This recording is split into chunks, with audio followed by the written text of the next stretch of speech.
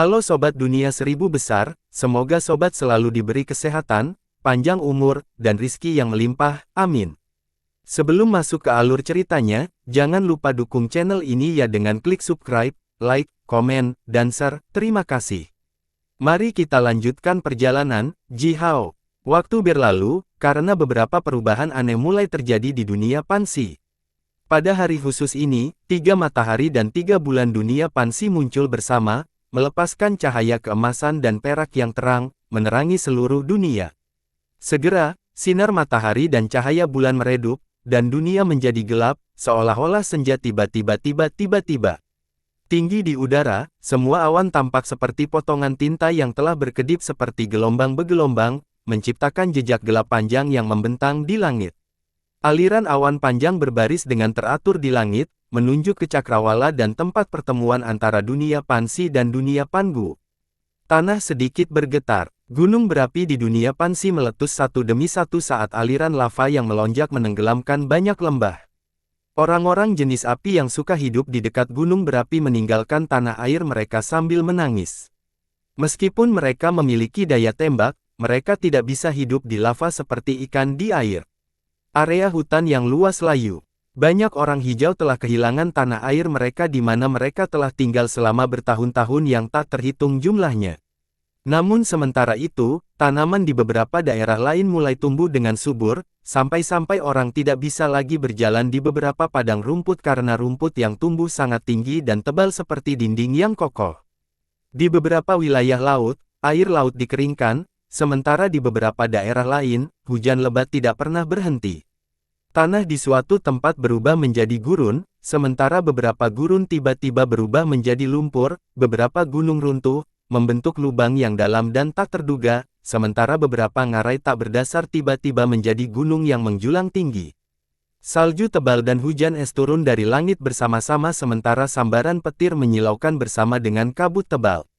Badai menyapu tanah dengan hujan dan salju mengalir ke dalamnya, tidak ada satupun rumput yang bisa bertahan hidup kemanapun ia mencapainya. Hukum alam seluruh dunia Pansi tidak teratur, dan sekarang, dunia Pansi seperti seorang remaja yang mabuk untuk pertama kalinya, dan telah berkelahi mabuk dengan dirinya sendiri.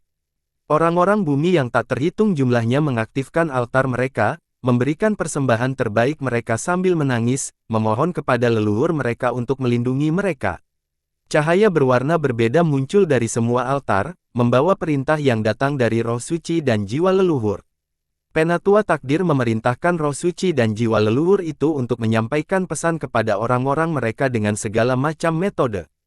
Oleh karena itu, beberapa masyarakat setempat menemukan saat berjalan di tepi sungai bahwa air sungai tiba-tiba bergerak dan menunjukkan karakter yang jernih. Beberapa orang setempat sedang berjalan di jalan, tetapi pasir dan tanah di depan mereka bergerak tiba-tiba dan membentuk karakter yang jelas juga.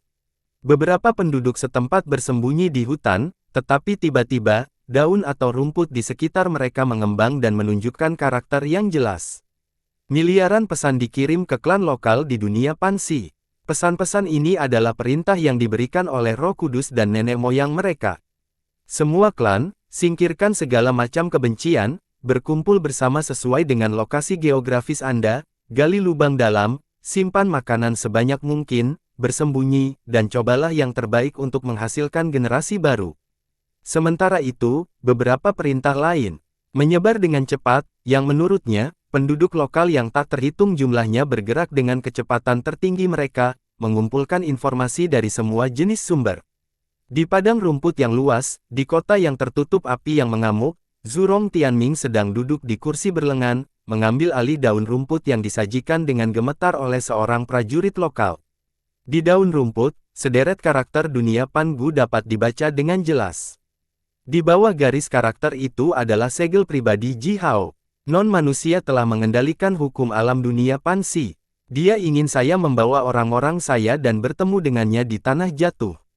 Bertarung melawan non-manusia bersama. Gumam Zhurong Tianming sambil menggoda-menggoyangkan daunnya, pamer kepada Priest Kors dan beberapa pendeta Taois lainnya yang duduk di sampingnya dan berkata, lihat, saudara iparku ini memang cukup pintar. Dia tahu bahwa dia harus menemukan beberapa orang untuk berjuang untuknya dan mungkin mati untuknya. Menjentikkan jarinya, Zurong Tianming mengubah daun besar itu menjadi kepulan abu, lalu berdiri. Dia dengan bangga memandang mayat pendeta, Yi Shen, Lai Mountain Si dan manusia elit lainnya dari Gurun Selatan, Gurun Barat, dan Gurun Timur, berkumpul di sekelilingnya. Dengan bantuan kalian semua, kita bisa membiarkan anak kecil Ji Hao itu, memainkan permainannya sendiri. Menginjak kakinya dengan keras ke tanah, Zurong Tianming menggeram dengan keras, tanpa 10 juta prajurit non-manusia, mereka tidak akan pernah bisa menghancurkan kota Tianming saya ini. Ingin menghancurkan kota saya hanya dengan 1 juta prajurit. Hehe, saya masih memiliki ratusan juta prajurit lokal di kota, dan para prajurit itu rela mempertaruhkan nyawa mereka dan berjuang untuk saya. Orang-orang yang duduk di aula besar tertawa terbahak-bahak bersama. Mereka semua menertawakan Ji Hao. Hal yang sama juga terjadi pada Gong Gong Wuyu, Gong Sun Yuan dan beberapa pangeran lainnya yang berasal dari beberapa klan besar, yang semuanya ambisius. Mereka menolak kebaikan dan keramahan Ji Hao tanpa ragu-ragu, memperlakukan undangan solidaritas ramah Ji Hao sebagai niat jahat. Mereka berpikir bahwa Ji Hao ingin menemukan beberapa orang untuk bertarung dan mati alih-alih dirinya sendiri. Para pangeran ini memiliki hati mereka untuk menangkis non-umat manusia dengan benteng mereka sendiri. Di sebuah kota kecil, Si Wenming sedang memberikan ceramah kepada sekelompok anak-anak setempat. Jumlah muridnya telah meningkat ratusan %. Dia mengajari anak-anak ini bagaimana mengelola klan, bagaimana menengahi konflik yang terjadi antar anggota klan, dan bagaimana bersikap adil dan adil. Tiba-tiba, seorang tetua setempat bergegas ke Si Wenming dan dengan sopan meletakkan papan tanah liat di bawah kakinya. Si Wenming menundukkan kepalanya, melirik papan tanah liat lalu langsung tertawa dan berkata, "Erliao memang beruntung. Tampaknya orang-orang lokal ini juga beruntung. Tanah jatuh. Kami menghabiskan begitu banyak upaya tetapi masih belum menemukan tempat itu." Berdiri, Si Wenming menyeringai hangat ke arah Huaxulai, Lai Mountain Kang dan beberapa pangeran lainnya yang agak dekat dengannya dan berkata, "Erliao telah mengirimi kami pesan. Dia ingin kita bertemu dengannya, kemudian kita akan pergi menemuinya. Saya tidak berpikir bahwa dia bisa memiliki pangeran jenis naga dan tuan muda jenis Phoenix di sisinya. Jenis naga dan Phoenix, sebagai yang lebih tua, kita harus mengawasi mereka untuk Ji Hao, agar dia tidak tertipu." Huaxulai menjawab perlahan, "Saudara Wenming, saya pikir Anda salah, karena mereka pangeran naga dan tuan muda Phoenix telah jatuh di tangan Erliao, kita harus mengkhawatirkan mereka. Saya harap Erliao tidak akan mengupas pangeran." Kesembilan dari jenis naga, mencabut tendonnya dan memasaknya ke dalam panci sup, adapun tuan muda Phoenix, Erliao, tolong jangan biarkan dia kembali ke dunia kita sebagai wanita hamil. Jika tidak, Ratu Phoenix mungkin membakar kota Puban untuk melampiaskan amarahnya. Lai Mountain Kang tertawa terbahak-bahak sehingga matanya bahkan melengkung menjadi sepasang baris, saat dia mengambil topik dan berkata, "Kita tidak perlu khawatir tentang itu, bagaimanapun juga, calon ayah mertua Erliao adalah pemain api tua. Saya hanya bertanya-tanya api mana yang lebih kuat, api ilahi Phoenix atau api ilahi Zurong." Setelah serangkaian tawa keras, Si Wenming memberikan perintahnya. Dengan cepat, dia menghubungi Ji Hao melalui metode yang disebutkan di papan tanah liat, lalu memberitahu orang-orang setempat di bawah komandonya untuk mulai mengumpulkan semua jenis ramuan ajaib, benih tanaman, dan mineral, serta bayi dari semua jenis ternak, lalu bersiap untuk membawa semua sumber daya ini ke tanah jatuh. Beberapa hari kemudian, burung besar yang tak terhitung jumlahnya turun dari langit, membawa semua penduduk setempat di bawah komando Si Wenming pergi. Setiap burung besar dapat membawa lebih dari 10.000 orang sekaligus, dan puluhan ribu burung dapat mengangkut ratusan juta orang sekaligus. Burung besar yang tak terhitung jumlahnya telah datang untuk mengangkut orang dan sumber daya, mengirim semua orang setempat di bawah komando Si Wenming dan mereka yang tinggal di daerah sekitar kotanya, ke tanah jatuh. Akhirnya, hari ini telah tiba. Selebar 10.000 mil, panjang puluhan ribu mil, retakan berbentuk mata muncul dari langit. Retakan gelap berbentuk mata melayang di udara, dan dari area pupil mata itu, sebuah istana logam milik non-manusia, turun perlahan. Istana logam hitam murni dan besar memiliki fondasi seluas 30 mil persegi. Sekelompok prajurit klan Jia berotot berdiri di sekitar istana, mengenakan baju besi tebal hitam dan topeng logam yang dihiasi dengan potret iblis, dengan kejam menatap dunia yang telah mengalami perubahan luar biasa. Mengikuti langkah kaki yang berat, seorang prajurit non-manusia dengan sepasang mata merah darah, mengenakan baju besi berat dan helm dengan sepasang tanduk ternak, perlahan berjalan keluar dari istana logam. Dia dikelilingi oleh ratusan prajurit non-manusia, yang semuanya telah melepaskan getaran kekuatan yang kuat. Berdiri di tepi fondasi istana, prajurit dengan tanduk ternak ini menatap pemandangan alam dunia pansi yang indah, lalu perlahan mengulurkan tangan kirinya dan dengan lembut mengepalkan jari-jarinya ke tanah. Retak, sidik jari tangan sepanjang 1000 mil tiba-tiba muncul di tanah. Sidik jari merah api tenggelam ke tanah sedalam hampir 5000 meter. Di dalam sidik jari, semua tanaman berubah menjadi abu, makhluk hidup dihancurkan, gunung dan bukit semuanya diratakan, semuanya terbakar menjadi lava yang mengalir di sidik jari. Kekuatan, memuaskan, prajurit non-manusia ini mengangguk dan melanjutkan, saya telah menderita selama bertahun-tahun, tetapi itu semua memang sepadan untuk kekuatan ini, kekuatan tertinggi ini. Hehe, di antara 100.000 dari kita, hanya saya yang berhasil hidup. Oleh karena itu, hanya saya yang memenuhi syarat untuk mewarisi nama Ciyu. Jangan bicara terlalu banyak, Ciyu. Sekelompok orang klan Yu berjalan keluar dari istana. Seorang pemuda, yang tampaknya menjadi pemimpin kelompok ini, menyipitkan matanya dan berkata. Di dalam mata tegak di dahi pria ini, aliran cahaya yang tebal dan gelap telah berkilau dengan cepat, melepaskan rasa kehancuran yang kuat yang akan membuat siapapun putus asa. Meskipun kamu telah mewarisi nama Ciyu, kamu masih jauh lebih lemah daripada generasi pertama Ci. Yu. Pemuda klan Yu yang tampan ini berkata terus terang kepada Ciyu. Generasi pertama Ciyu adalah makhluk yang benar-benar kuat. Dia telah mengalahkan kaisar manusia, Xuan Yuan, puluhan kali berturut-turut. Sebelum Anda membunuh kaisar manusia saat ini, Kaisar Sun, Anda tidak memenuhi syarat untuk mengatakan bahwa Anda adalah Ciyu yang asli. Ciyu mendengus keras dan memelototi pemuda ini. Dengan suara yang dalam yang terkendali, dia berkata, Tuan Yemosa, Anda adalah komandan tertinggi kali ini. Aku, Ciyu, akan mendengarkan perintahmu dan berjuang di bawah keinginanmu. Prajurit lain yang mengelilingi Ciyu, yang juga memiliki tanduk ternak di helm mereka, menundukkan kepala mereka bersama-sama dan tidak berani melihat Yemosa. Di antara 12 kaisar non-umat manusia, satu-satunya wanita adalah Kaisar Matahari Kegelapan, yang disebut Yemoloye, dan dalam sistem kekuatan seluruh klan Yu, Matahari Gelap adalah cabang yang paling kuat. Di antara semua keluarga Matahari Gelap, keluarga Yemo memiliki garis keturunan paling mulia dan sejarah terpanjang.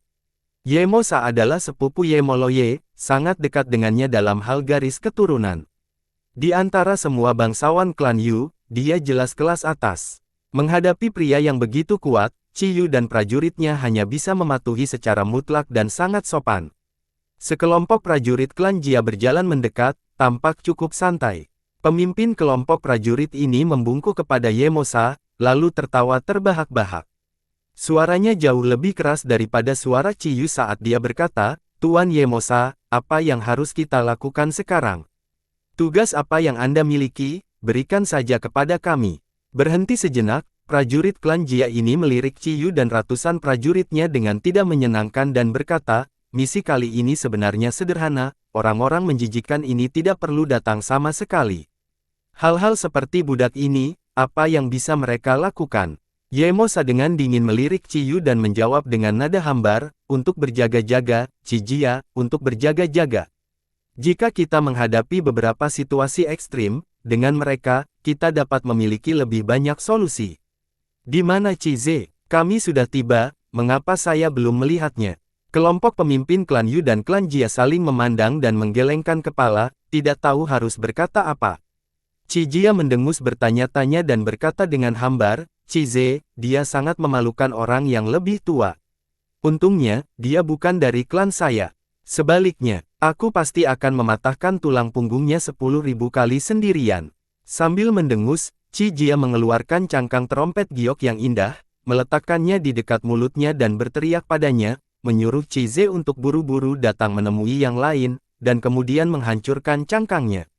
Dengan bangga, dia memandang Yemosi, menyeringai dan berkata, mungkin karena kebiasaan lamanya, pria itu, dia benar-benar bisa serakah untuk semua wanita cantik, hehe, pasti ada banyak gadis lokal yang cantik di dunia ini, jadi.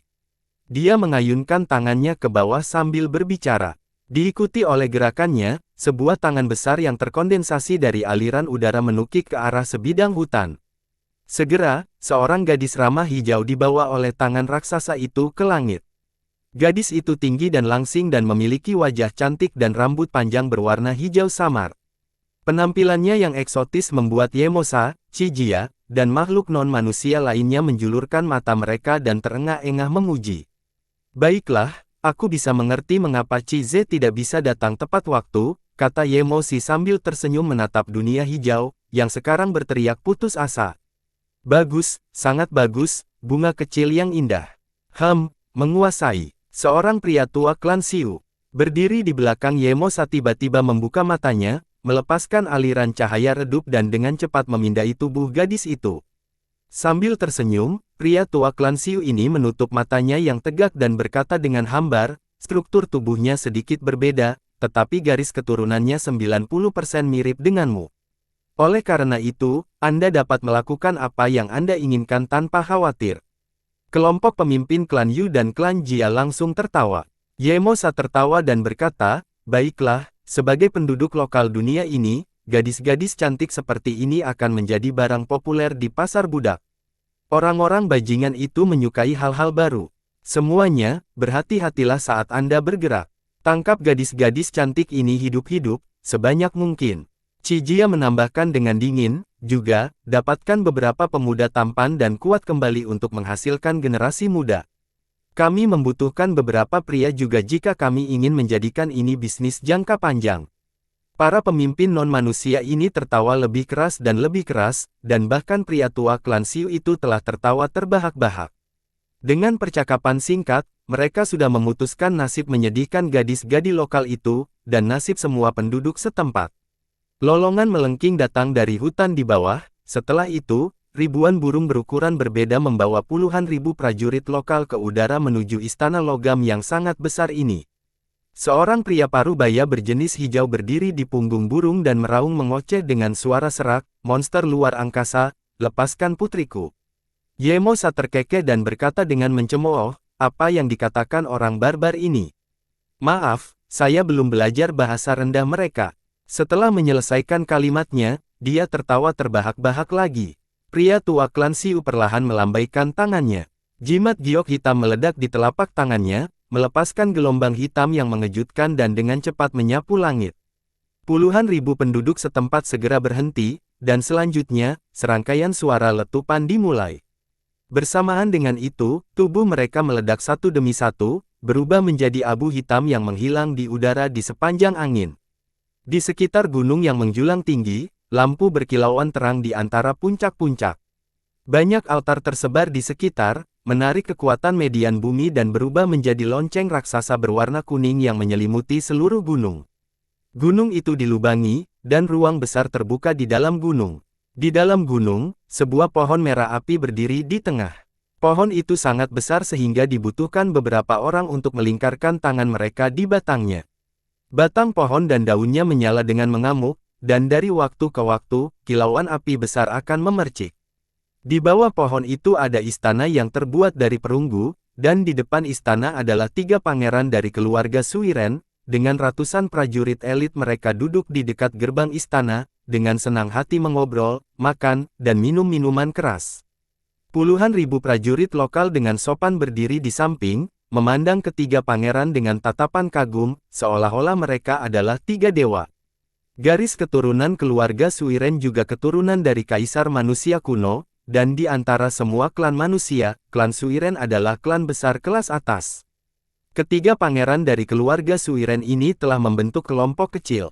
Mereka tidak mau mendekati Zhurong Tianming, atau Gonggong Wuyu, dan juga tidak ingin bekerja sama dengan Si Wenming, Gong Sun Yuan atau siapapun. Mereka membawa lebih dari 100 prajurit elit dan harta sihir warisan mereka ke dunia ini, tidak lain selain membunuh sebanyak mungkin makhluk non-manusia, mendapatkan kredit militer dan masa depan yang cerah untuk diri mereka sendiri dan saudara-saudara. Mereka, 10 juta dari kami datang ke dunia ini, masing-masing dengan prajurit dan penjaga, berjumlah puluhan hingga ratusan.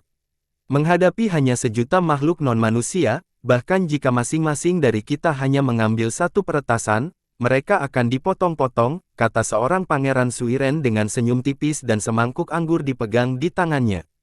Hanya 1 juta dari mereka, terlalu sedikit, bahkan tidak cukup bagi kami untuk berpisah. Jika kami ingin masuk 3 besar, kami masih harus bekerja sendiri. Pangeran lainnya menggigit besar sepotong daging panggang berminyak, melirik ke samping pada para prajurit lokal itu dan menjawab dengan hambar, "Saudaraku, kamu benar. Zhurong Tianming, Gonggong Wuyu, Si Wenming, Gong Sui Yuan, orang-orang itu mungkin berpengaruh, tetapi karena mereka sangat terkenal, makhluk non-manusia itu pasti akan pergi untuk mereka terlebih dahulu." Menelan daging, pangeran ini menyeringai dan melanjutkan, "Kami akan bekerja sendiri, dan akan bergerak ketika ada kesempatan." Hasil akhirnya tidak pasti, bukan? Pangeran ketiga mengangkat kepalanya dan dengan percaya diri melihat pohon raksasa setinggi ratusan meter yang menyala-nyala.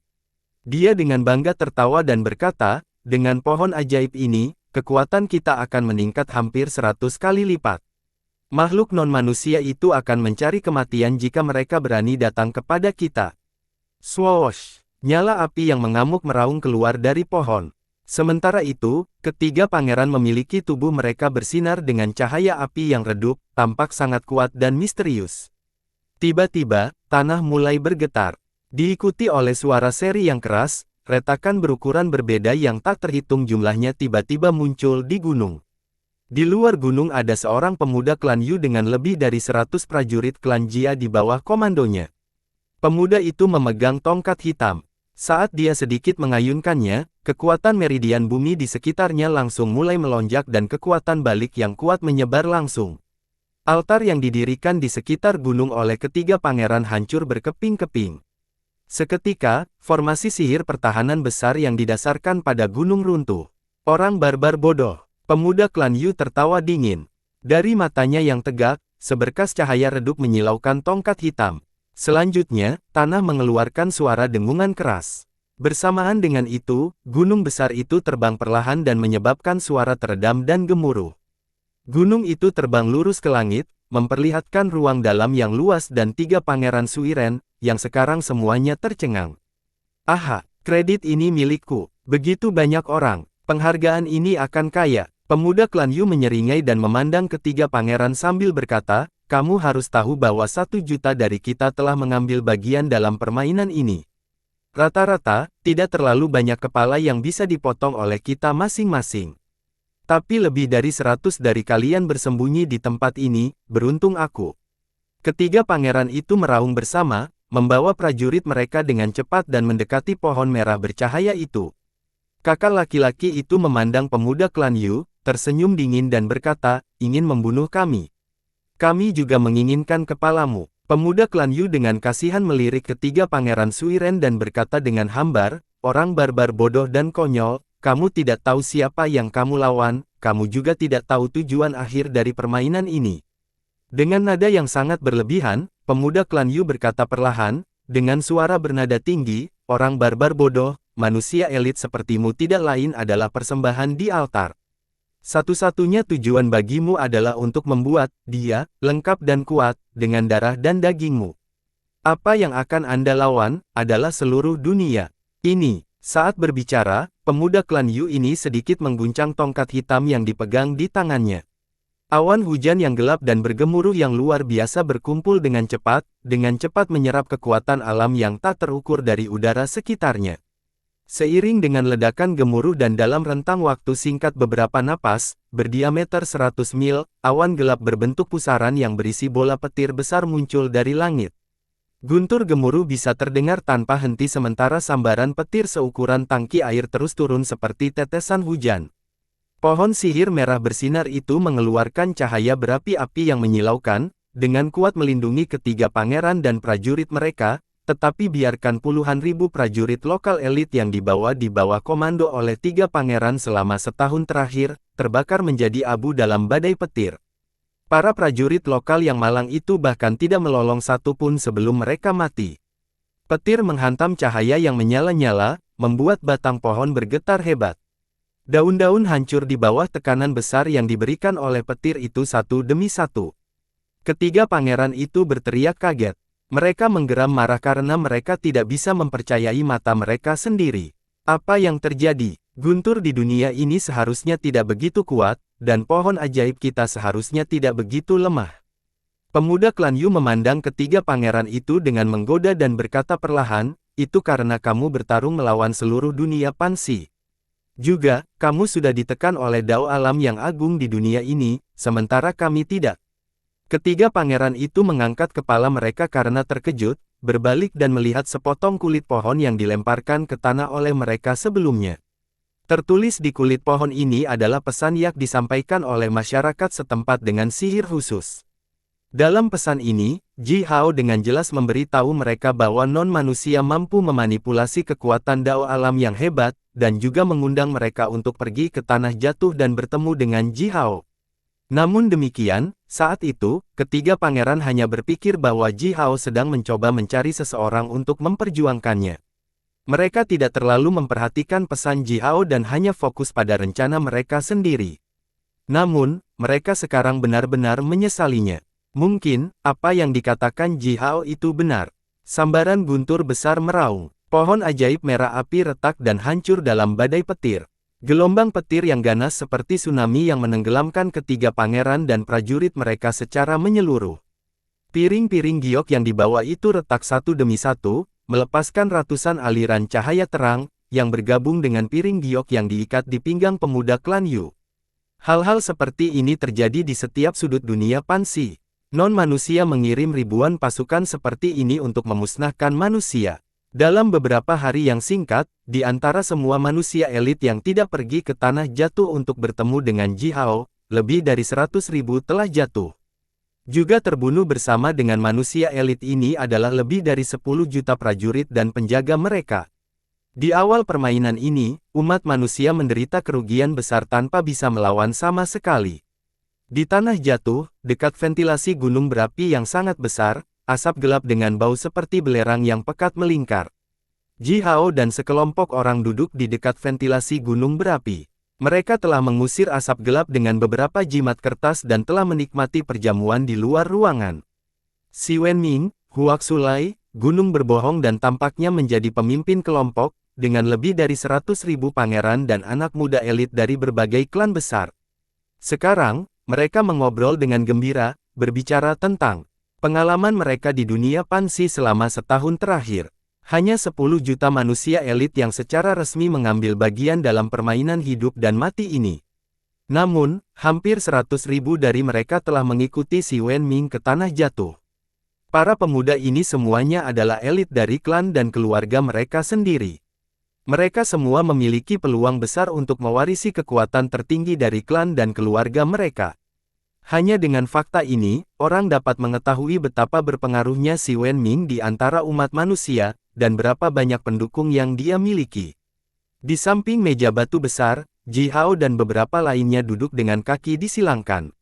Si Wenming sedang mengutak-atik buah, dengan rasa ingin tahu menatap Penatua Takdir, yang duduk di samping Ji Hao, dan berkata, tidak tersinggung, tapi saya memang bertanya-tanya, Penatua Takdir, mengapa orang-orangmu begitu suka berperang? Selama setahun terakhir, si Wenming telah mendidik masyarakat setempat dan mendapatkan penghargaan yang kaya dari alam.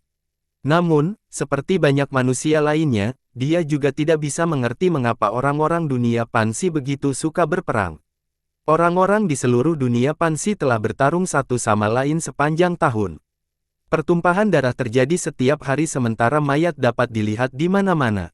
Hari demi hari, bulan demi bulan, tahun demi tahun, jika penduduk lokal di dunia ini tidak memiliki kesuburan yang begitu kuat, mereka akan mati sejak lama karena perang mereka yang berlangsung lama.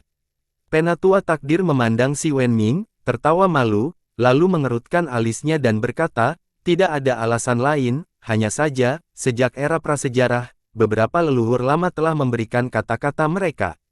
Mereka mengatakan bahwa anak-anak muda harus diizinkan untuk bertarung lebih banyak, ketika lebih banyak dari mereka meninggal, lebih banyak jenius akan muncul.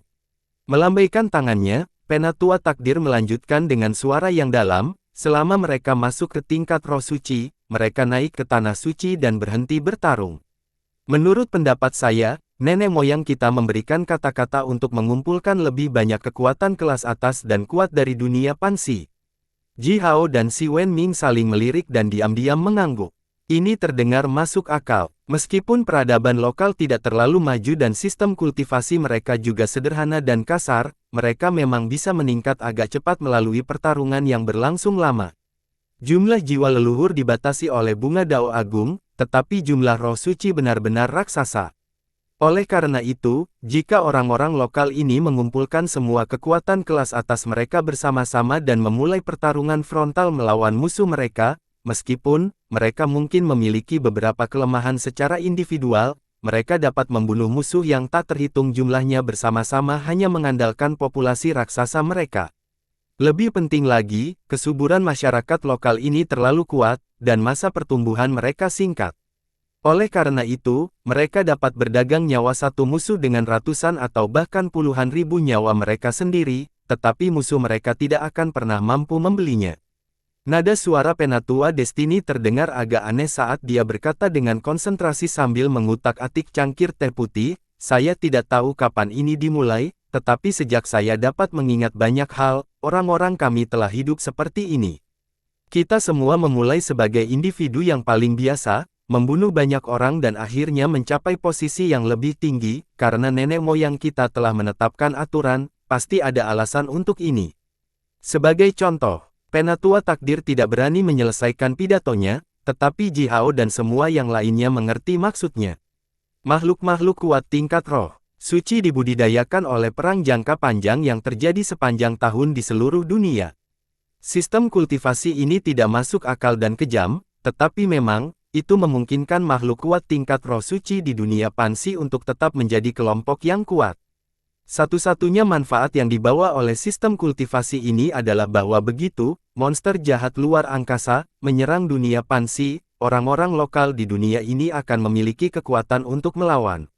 Ini memang masuk akal, tapi terlalu ekstrim. Si Wenming menggelengkan kepalanya, dan perlahan, dia mulai menceritakan pengalamannya kepada yang lain dalam setahun terakhir, mengenai fakta bahwa dia menarik beberapa orang lokal ke sisinya dan dengan sabar mendidik mereka. Pada tahun ini, karena tidak ada perkelahian yang terjadi antara orang-orang lokal yang dididik olehku, populasi secara alami meningkat lebih dari 200%.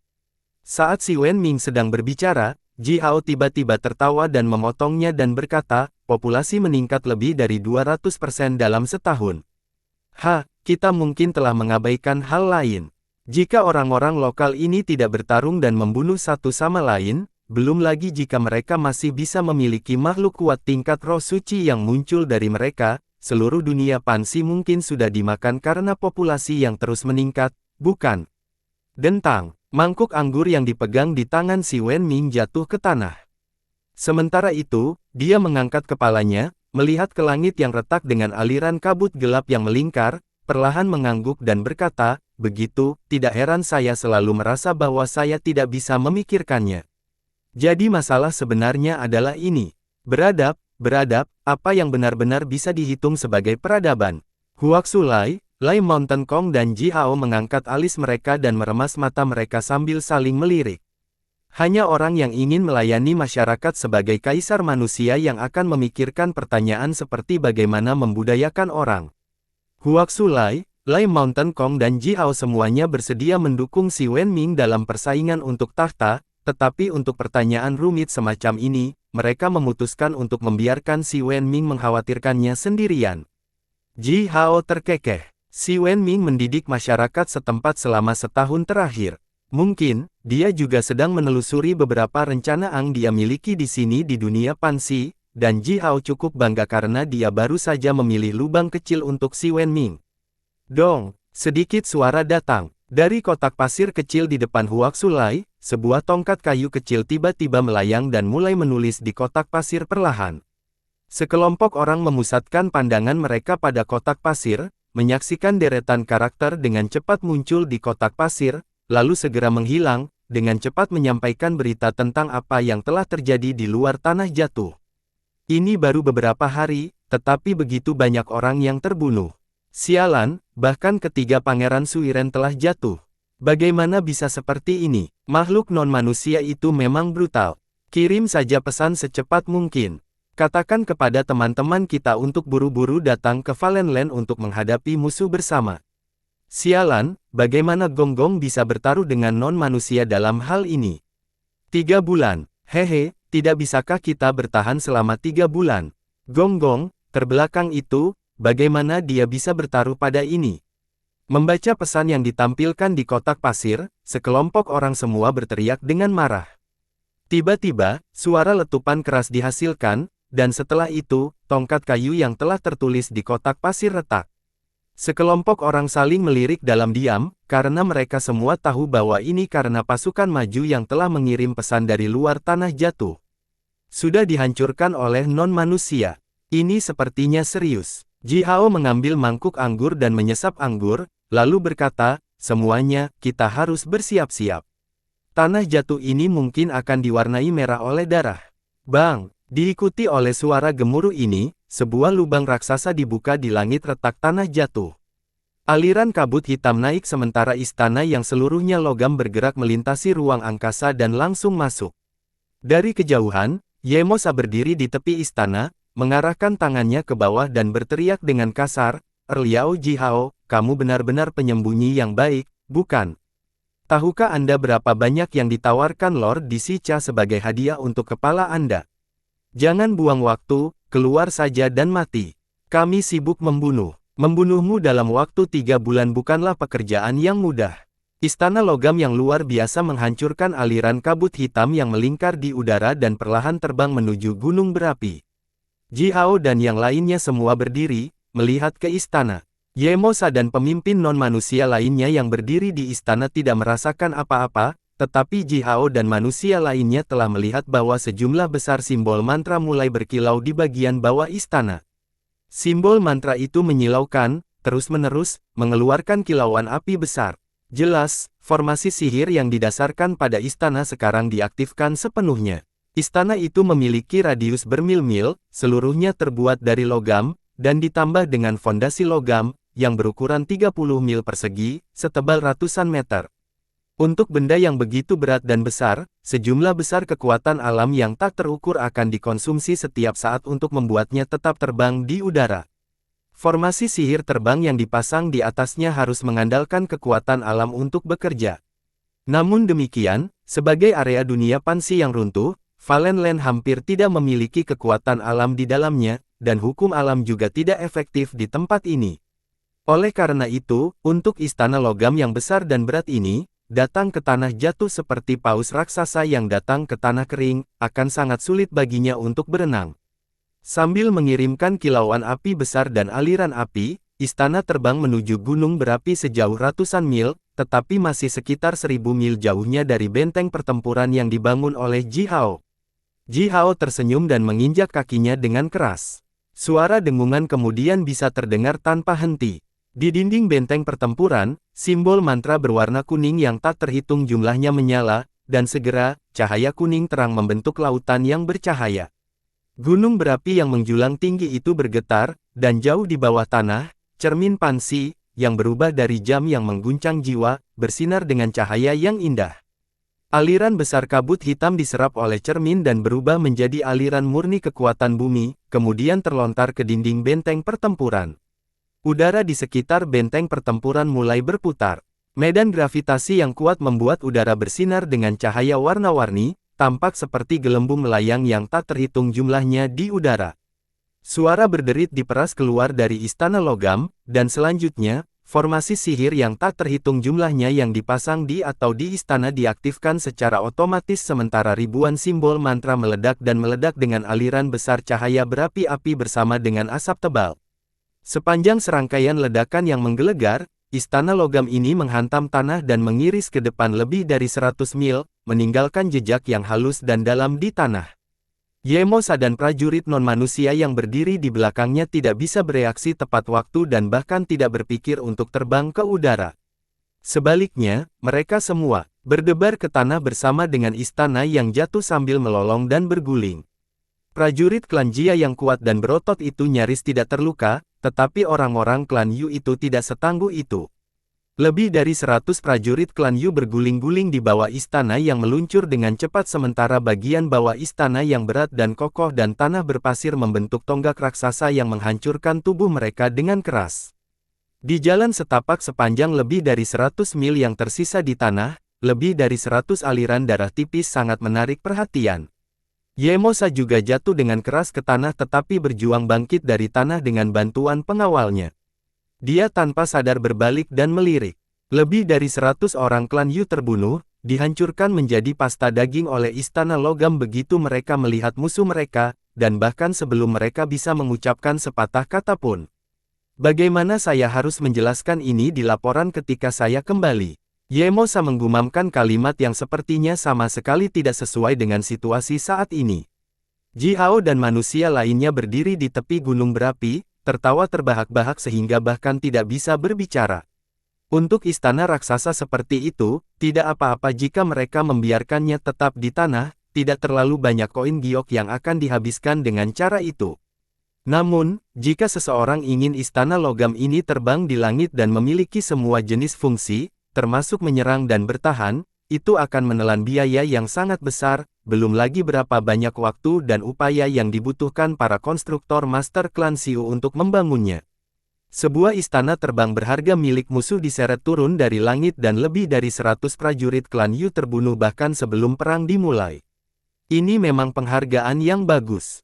Tidak ada yang tahu bagaimana makhluk non-manusia itu membuat pelat giok itu, tetapi setelah 100 prajurit klan Yu itu meninggal, pelat giok mereka meledak dan melepaskan aliran cahaya terang yang secara akurat terbang ke arah Ji Hao, dengan cepat bergabung dengan pelat gioknya yang diikat di pinggangnya. Pelat giok yang menyimpan kredit ini memang efektif. Meskipun para pemuda klan Yu itu dibunuh oleh istana mereka sendiri, bagaimanapun juga, mereka mati karena Ji Hao. Oleh karena itu, kredit ini sebenarnya diberikan kepada Ji Hao. Si Wenming dan yang lainnya tidak bisa menahan diri untuk tidak memuji ide cerdas dari para master klan Xiu itu. Teknik pembuatan alat mereka jauh lebih maju daripada umat manusia. Oleh karena itu, manusia-manusia ini tidak tahu bagaimana tepatnya mereka membuat lempengan giok ajaib yang dapat merekam kredit dengan sangat akurat. Saya Ji Hao, apakah Disica ingin membunuhku? Jika kamu menginginkan hadiahnya, datang saja. Ji Hao maju 2 langkah, berdiri di atas batu dan menertawakan keras pada sekelompok makhluk non-manusia yang sekarang menjadi kekacauan besar. Dia kemudian berkata, selain itu, apakah Disica bertaruh dengan gonggong yang mengharuskan Anda membunuh kami dalam waktu 3 bulan? Jika kamu tidak bisa, Disica harus memberikan pil darah matahari dan bulan, sementara kalian semua akan dihukum. Yemosa dan yang lainnya saling melirik dengan heran.